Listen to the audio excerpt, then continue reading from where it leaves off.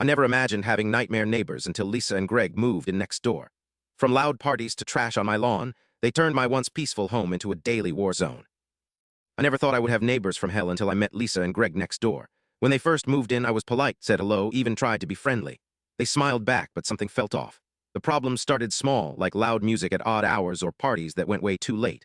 At first, I tried to ignore it or think maybe they were just having a few celebrations, but that was not the case.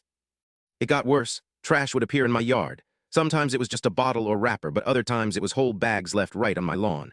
I told them politely, face to face, that I did not appreciate it. Greg laughed and said, quote, "If you want it picked up, come get it yourself." That stung, but I tried to brush it off again, hoping it was a one-time thing. Then their dog started barking. I'm not talking about an occasional bark. This dog yelped nonstop from early morning to late night.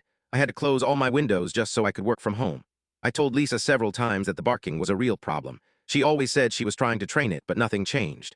Honestly, the constant noise started to make me feel sick. One afternoon, I found footprints all over my freshly cleaned porch.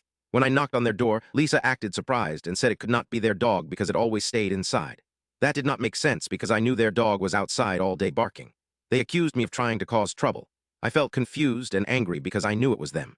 It was like living next to people who did not care about anyone but themselves. The worst day was when they parked their big truck partly on my driveway and partly on the sidewalk. I was coming home late from work. I had my arms full of groceries and had to step into the street to get around the truck, risking getting hit by cars. When I asked Greg to move the truck, he yelled at me and said, quote, "This is my truck and I will park it wherever I want. It is our property too, you know." I did not respond, but inside I felt furious and unsafe in my own home. From that moment, I stopped trying to be nice. I started keeping a notebook and writing down every problem, every insult, every time they broke neighborhood rules. I even installed a small camera to keep an eye on my property. I wanted proof because I knew it would come down to my word against theirs. I was so tired of feeling small, like my home was not my own. If you like this story, then follow us for the next update.